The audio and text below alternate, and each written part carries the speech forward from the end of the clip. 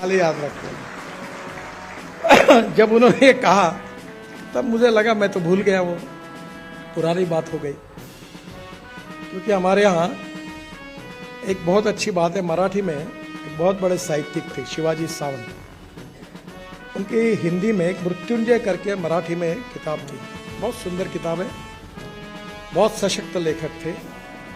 और उसमें उन्होंने एक वाक्य लिखा था, वो महाभारत के इतिहास पर थी, महारथी कर्ण प्रथा किताब, हिंदी एडिशन है उसकी, बहुत सुंदर किताब।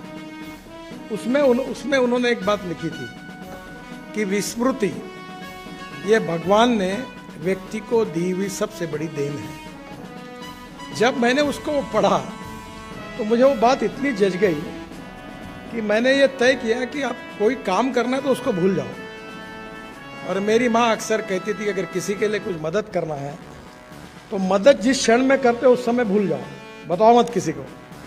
तो मैं तो भूल गया हूँ, पर अपना जो कार्य होता है वो लोग याद रखते हैं। आप आर्टिफिशियली कितना भी करो, कितने पोस्टर लगाओ, बैनर लगाओ, कुछ नहीं होता। If you deserve for it you will get it. अगर आप में क्षमता होगी तो निश्चित रूप से वो आपको मिलता ही है। जब मैंने आप तो साइंटिफिकली आर्किमिडीज ने भी कहा है कि पानी में कोई भी चीज डुबाओ, जितना वजन होगा उतना ही पानी ऊपर आएगा। तो तुम अगर जेब में कोई वजन लेके बैठोगे तो शायद वजन थोड़ा ऊपर हो जाएगा, पर नियम यही है कि you deserve for it you will get it. तो दौड़ो मत किसी के पीछे। Respect should not be demanded, it should be commanded. If you deserve for it you will get it, आपको मिलेगा। पीछे मत लगो किसी को। और इसलिए आपका जीवन जो है, हमारे प्रधानमंत्री जी ने कहा है कि आत्मनिर्भर भारत 5 ट्रिलियन, वर्ल्ड की तीसरी बड़ी अर्थव्यवस्था, ये किसके भरोसे होगा? ये आपके भरोसे होगा, और ये आपको बनाने का है। और इसमें सबसे इंपॉर्टेंट कुछ है तो टेक्नोलॉजी, इनोवेशन, रिसर्च, साइंस, ये इंपॉर्टेंट है। और आपको मैं बताता हूं कि हमारे यहां स्टार्टअप आ रहे हैं, नए नए लोग आ रहे, इतने प्रयोग। मैं ऑटोमोबाइल सेक्टर में उसका मंत्री हूं। मैंने अभी मर्सिडीज की एक कार लॉन्च की, इलेक्ट्रिक की। तो जर्मनी से जो चेयरमैन आए थे मुझे बता रहे थे कि इसके बाद हम केवल इलेक्ट्रिक गाड़ी बनाएंगे। अब एलएनजी का एक ट्रक मैंने चाकण में ब्लू एनर्जी का ये किया, जो एक समय 1600 किलोमीटर चलता है, डीजल की तुलना में 50 मीटर कॉस्ट बच जाती है। आज जब मैं इलेक्ट्रिक गाड़ी की बात करता था, इलेक्ट्रिक स्कूटर की, कार की, बस की, तो लोग मुझे सवाल पूछते थे कि रास्ते में बंद होगी तो क्या होगा। दुनिया भर के सवाल पूछते थे पत्रकार, अब कोई नहीं पूछता। अब इलेक्ट्रिक बसेस आ गई, 5 साल के अंदर इस देश में पूरी इलेक्ट्रिक बसेस बन जाएगी। इलेक्ट्रिक कार है, अब मेरे पास 3 कार है। इलेक्ट्रिक कार है, 100% इथेनॉल पर चलने वाली वर्ल्ड की पहली टोयोटा की इनोवा है, जो यूरो 6 के इमिशन नॉर्म्स को पूरी करती है।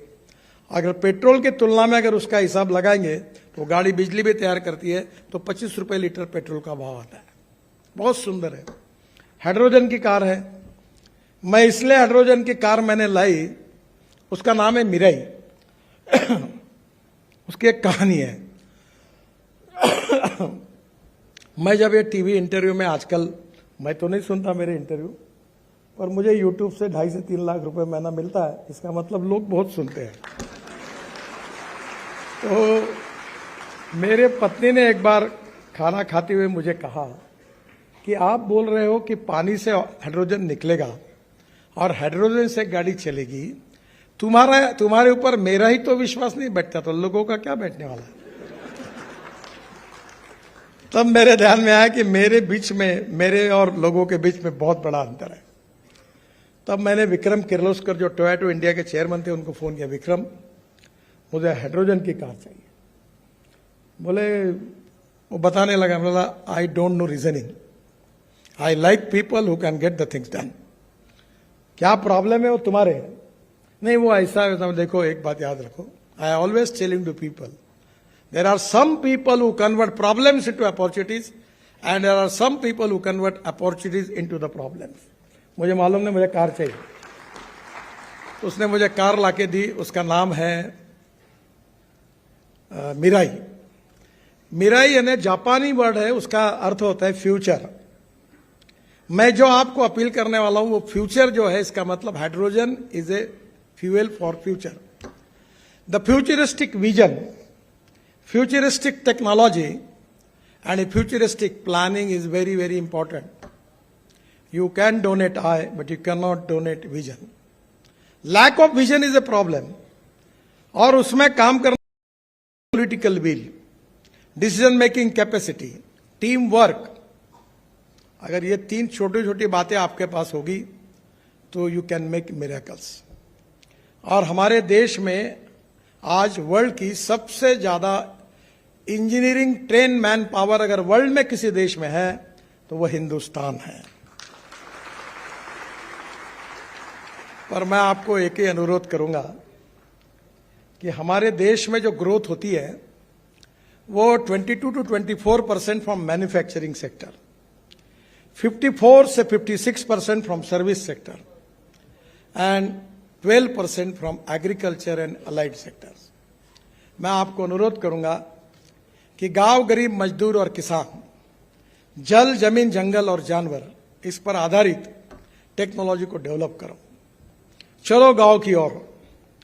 अब स्मार्ट विलेज, स्मार्ट सिटी नहीं, स्मार्ट विलेज बन सकता है। मैं कृषि क्षेत्र में काम करता हूं। मेरे क्षेत्र में 10,000 किसानों ने आत्महत्या की है। मैं बिजनेसमैन नहीं हूं, न मैं इंडस्ट्रिस्ट हूं, पर मैं जो एग्रीकल्चर में काम करता हूं उसका टर्नओवर 2,500 करोड़ है। मैं 15,000 लोगों को रोजगार दे चुका हूं। यह संभव है कि आपकी टेक्नोलॉजी का उपयोग करके, अभी हम लोग बांबू से इथेनॉल बना रहे हैं। अभी जो बात हुई पानीपत में, मैंने पीछे पढ़कर, हमने एक बड़ा इंडियन ऑयल ने उद्योग शुरू किया है कि जो परली जलाते जिसके कारण दिल्ली में बहुत प्रदूषण होता है, परली से 1 lakh litre ethanol, 150 ton bio bitumen और 76,000 ton per year bio aviation fuel, sustainable aviation fuel, हवाई ईंधन तैयार होता है। अब अभी आपको पता होगा कि डाहोस में ये बात चल रही है कि ये जो कार्बन न्यूट्रल की तरफ जाना है, इसमें अब आपको पेट्रोलियम एविएशन फ्यूल में 5% बायो एविएशन फ्यूल डालना पड़ेगा। और मैं कैपिटल इन्वेस्टमेंट आएगी, इंडस्ट्री, ट्रेड, बिजनेस बढ़ेगा तो रोजगार निर्माण होगा। रोजगार निर्माण होगा तो गरीबी दूर होगी, और गरीबी दूर होगी तो समृद्ध संपन्न भारत निर्माण होगा। हमें सोशल इक्वालिटी, इकोनॉमिक इक्वालिटी के लिए काम करना है। जात, पंथ, धर्म, भाषा के आधार पर कोई डिस्क्रिमिनेशन हमको मान्य नहीं है। आप तो एजुकेटेड है। कोई भी व्यक्ति उसकी जात, पंथ, धर्म, भाषा और सेक्स से बड़ा नहीं होता, उसके गुणों से बड़ा होता है। हम समाज की छुआछूत, अस्पृश्यता, जातीयता समाप्त करेंगे, और समाज के गरीब तबके के जो लोग हैं उनका विकास हो, वो मुख्य प्रभाव में आए, उसके लिए कोशिश करें। हमारे सोसाइटी के 3 इंपॉर्टेंट पिलर्स है: ethics, economy, ecology and environment. वायु प्रदूषण, जल प्रदूषण और साउंड पोल्यूशन, ये तो मुक्त करना ही है। अब हाईवे पे मैं मंत्री हूं, 40% पोल्यूशन मेरे कारण ही होता है। मैं गिल्टी कॉन्शियस हूं, पर मैं पेट्रोल डीजल के पीछे हाथ धोकर पीछे पड़ा हूं, और मेरा विश्वास है मैं इनको हद्दपार करने में मेरे जीवन में यशस्वी होऊंगा। अभी लिथियम आयन बैटरी की बात चल रही थी। जब मैंने इलेक्ट्रिक बस की शुरुआत की तो उसकी कीमत थी $150 पर किलोवाट पर आवर, अब $112 आई है। और मैं आपको बताता हूं, आप जैसे लड़के स्टार्टअप संशोधन कर रहे हैं, वो $100 आएगी तो पेट्रोल डीजल की गाड़ी और इलेक्ट्रिक की गाड़ी की कीमत सेम होगी। एक 4 दिन पहले एक बहुत बड़ा जोक हुआ। मैं जब कॉलेज में था, स्टूडेंट लीडर था, तो मेरे पास एक लूना थी। तो मुझे लूना याद है, वो लूना बड़ी नाजुक थी, पर उसके पे डबल सीट बैठते थे।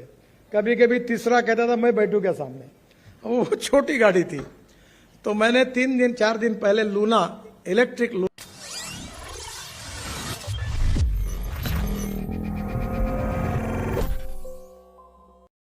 ऐसे तमाम वीडियो देखने के लिए सूरज टाइम्स नाउ को लाइक और सब्सक्राइब करना ना भूलें, और वीडियो को शेयर जरूर करें।